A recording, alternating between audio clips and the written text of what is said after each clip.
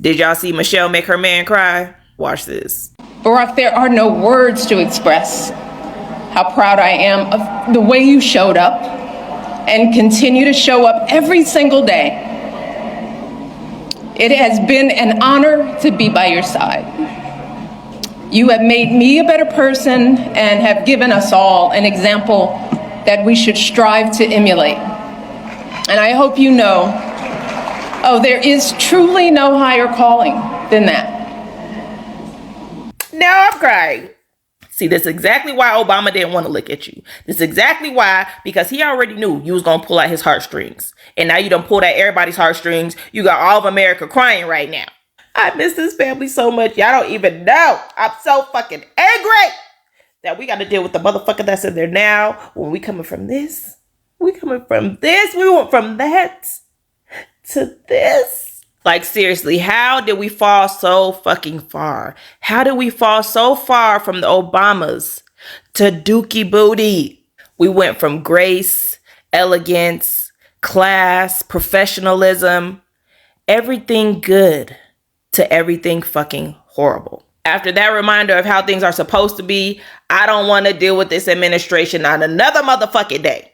Take me back, Lord, please. Just finished watching Michelle Obama's speech to Barack Obama, and not only did it bring me to absolute tears, I understood every word she said. The articulation, the ability to move your emotions, the love that generates from her voice for her husband. And not just because he was the president of the United States, but because he was an excellent husband, an excellent father, someone who never left, promised her that she would have an interesting life, but gave her the world. And a little piece of me died thinking that we might not ever get to see a president as good as that again in the United States. Comparing that to what we have right now, a non-American first lady sitting in her replacement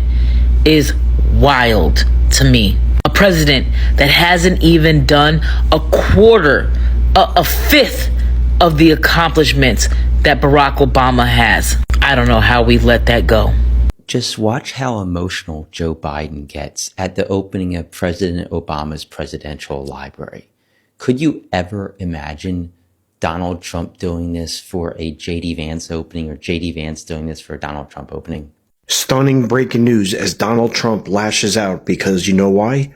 Obama is more popular than him and he doesn't like it. And take a look at this. Obama's new library. In Chicago, the approval rating of Obama is far more greater than Trump would ever know among the electorate. And seemingly this made Donald Trump very unhappy because he loves to beat Obama in every single way or know how. He is lashing out over Obama and his big, beautiful library that just opened up, and that the attention is all focused on this great president. And he also heard about Michelle Obama's beautiful speech, and that really ruffled his tail feathers. So this really didn't set too good with him, and that all the attention, like I said, was focused on Obama and his beautiful library and people going in there and enjoying themselves and intelligence and all that other stuff. And word has it online, Michelle Obama 2028. Wow, even after leaving office, Obama's name still sparks powerful emotion.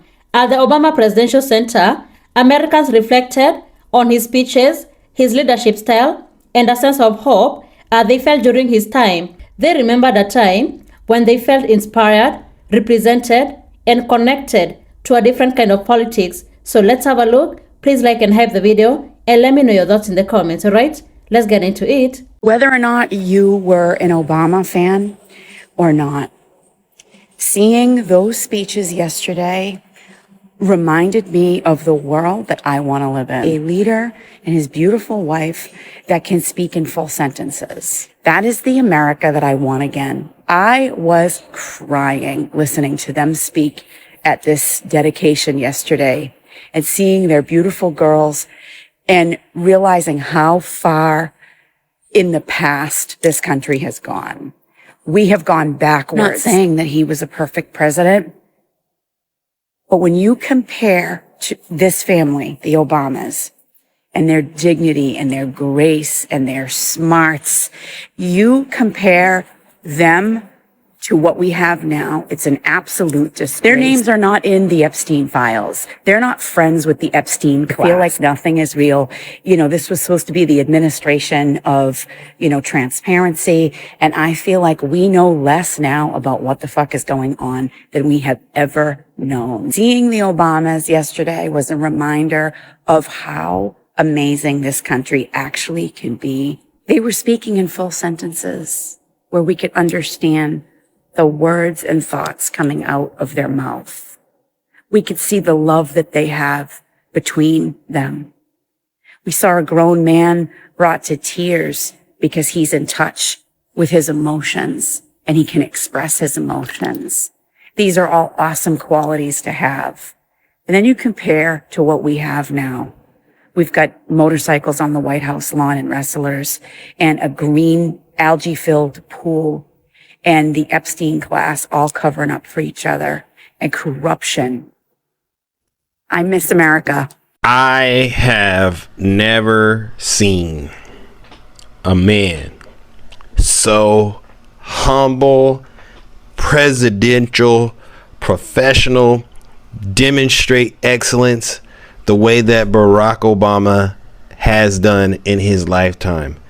The way Michelle read off his accomplishments. Oh, goodness. 8 years in the crucible, and not once did you melt from the heat. Not once did you let it harden you. Instead, you used it to reveal your truest essence, your stubborn optimism and unflinching courage, your dazzling brilliance and unpretentious decency, your ferocious work ethic, and absolutely unshakable moral fiber.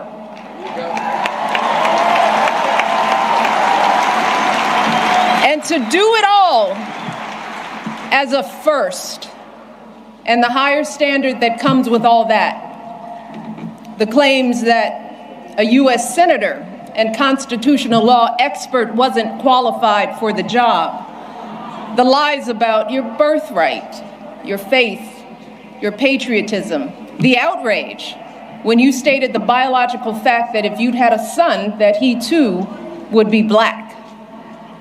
Yet, you were unflappable at every turn, always focused, always calm, always looking at the long view.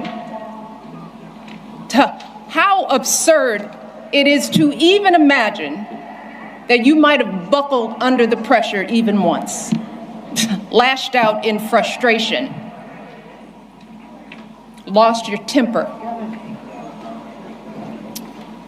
How absurd it is to imagine that you might have done anything but make our family and this entire country proud.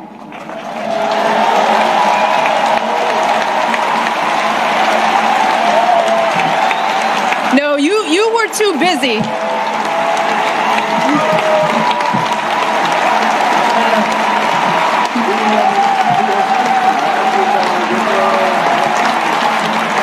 I'm not done, y'all. Not done. So much to say. You were doing the people's work, rescuing our economy, expanding health care, ending a war, ordering the bin Laden raid, saving an auto industry, winning a peace prize.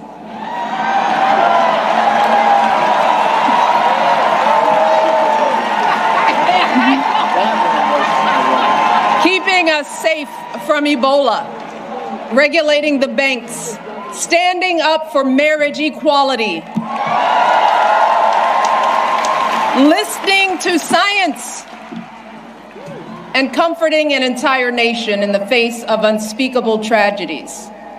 And you did it all with such grace and class and cool that you made the hardest job in the world look like a walk in this beautiful park. Thank you, Michelle Obama, for representing excellence, Black excellence at that, at such a high level, because every single word you said, I know exactly what you meant and who it really applies to. And you did it all at the same time you were praising the wonderful contributions that your husband made, as well as the sacrifices. Incredible, classy to say the least.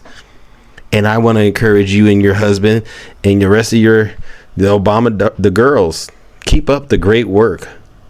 Keep on doing God's will. I am not immune to anger or doubt. But I do know this. When we lose faith in each other, when we stop believing that voting matters, that citizenship matters, that our collective voices matter, that how we treat each other no longer matters, then we give away our power to decide our own futures.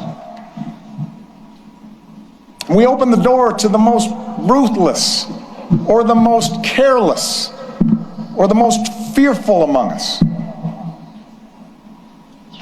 who see some groups and some people as more equal than others,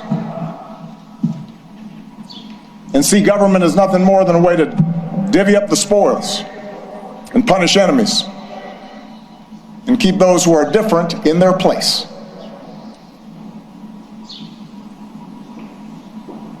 I do not believe that is the story of America that prevails in the end.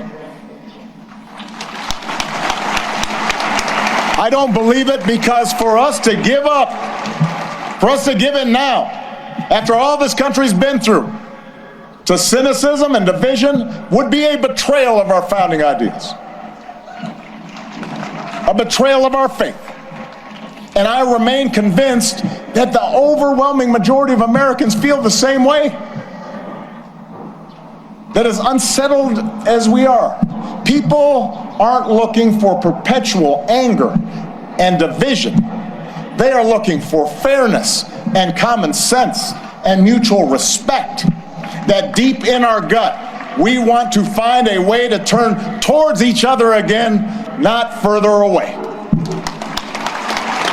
Michelle Obama just threw the ultimate shade at Donald Trump and called him out for never winning a Nobel Peace Prize, unlike her husband. And she said a lot of other things about him too. This was awesome. You were unflappable at every turn. She's talking about her husband. Always calm. Always looking at the long view. How absurd it is to even imagine that you might have buckled under the pressure even once. Trump did. Lashed out in frustration. Trump does. Lost your temper. Trump. How absurd it is to imagine that you might have done anything but make our family and this entire country proud. Wait for it. Here it comes. You were doing the people's work. Rescuing our economy, expanding healthcare, ending a war, ordering the Bin Laden raid, saving an auto industry, winning a peace prize.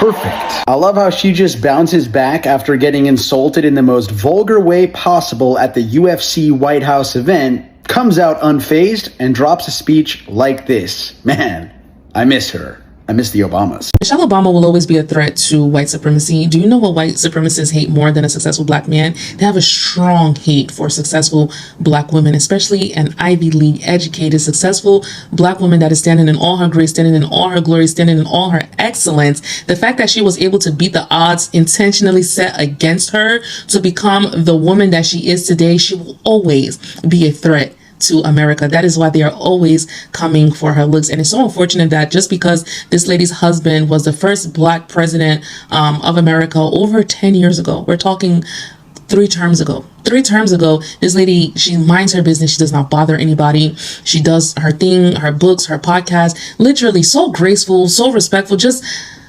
classy.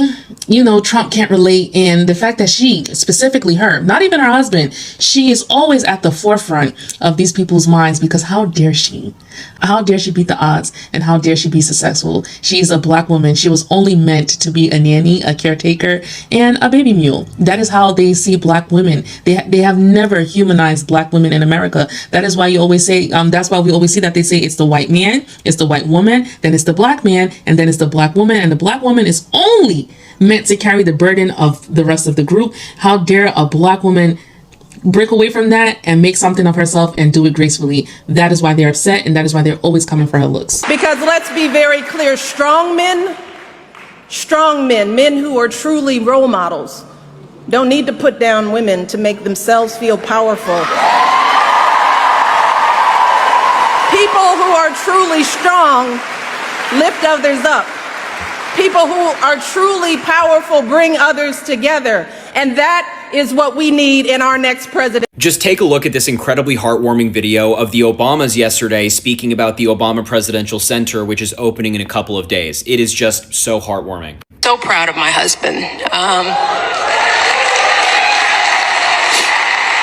He's really messed up. I'm giving him some time because this beautiful skirt that my stylist Meredith Coop picked out, that is a portrait, my favorite portrait of my mom. He didn't know it existed until just a few minutes ago. And I've had a few weeks to settle down in the beauty of this skirt, but it's messing him up for good reason. But Marion would have been so proud. She was so proud of her son-in-law. And the man that he is and has been to our family. Always dreaming probably way too big.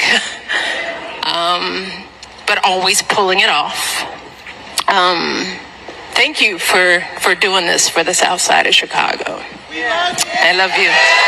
It's videos like that that remind you that there are still good people in politics, people who care about others, and they're just fundamentally decent people. There's a lot of context there. Michelle Obama and Barack Obama were very, very close with Michelle Obama's mother. I mean, she was there the night that President Obama got elected president, holding his hand. And she was asked, why were you holding his hand? And she said, well, he just became leader of the free world. None of his parents were there because they sadly passed away. And so I wanted to remind him that, he's not alone. Just a really great clip, and it's safe to say that the overwhelming majority of Americans love the Obamas. Virginia McLaurin. Hey! How are you? I'm fine. Oh, it's so nice to see you. Oh, it's an honor. You want to say hi to Michelle? Yes! Slow down now. She's 106. No, you are not. You are not. You slow down. Oh my goodness. You are not. I want to be like you when I grow up. She dancing? Come on. So what's the secret to still dancing at 106? Just keep dancing. Yeah. Come on. We're so happy to have you here. And look at those nails. Nails are all done. Those nails. Yes, sir. I thought I would never live to get in the White House. Well, you are right here. And I tell you, You are I am here. so happy. We are happy to have you. Like president. Then look at him. Yay! Right there. Like white. That's me. Yes. And I'm here to celebrate Black history. That's exactly. Yeah, that's what I'm here. That's Well, we're glad to have you here. You have just made our day. You know that energy, man. For many Americans, Obama's legacy was never only about politics. It was about the feeling they had during that era, a feeling of hope, optimism, and a belief that better days were possible. Many remember Obama's ability to inspire through his words, to bring calm during difficult moments, and to communicate a message that encouraged people to believe in the future. At the Obama Presidential Center, those memories came rushing back for many who felt connected to the leadership style they saw in the White House, a style they describe as thoughtful, respectful, and focused on bringing people together. Obama created a cultural and political impact that extended far beyond his time in office. And for many Americans, when they look at today's political environment, that difference feels powerful. They miss the tone, the communication, and the sense of optimism they associate with that period. Many believe Obama represented a message that America's challenges could be faced with patience, unity, and determination. They remember a president who emphasized hope even during moments of uncertainty. And whether people love him or not, Barack Obama remains one of the most influential figures in modern American politics. His presidency became a historic chapter that continues to shape conversations about leadership, identity, and the future of the country. And this is why, even years after leaving the White House, people are still talking about the Obama era. And for millions, it represents more than a presidency. It represents a memory of hope, inspiration, and a belief that tomorrow could be better. So thank you so much for tuning in. Be sure to like, subscribe, and share. Have a good one. I'll see you in the next video.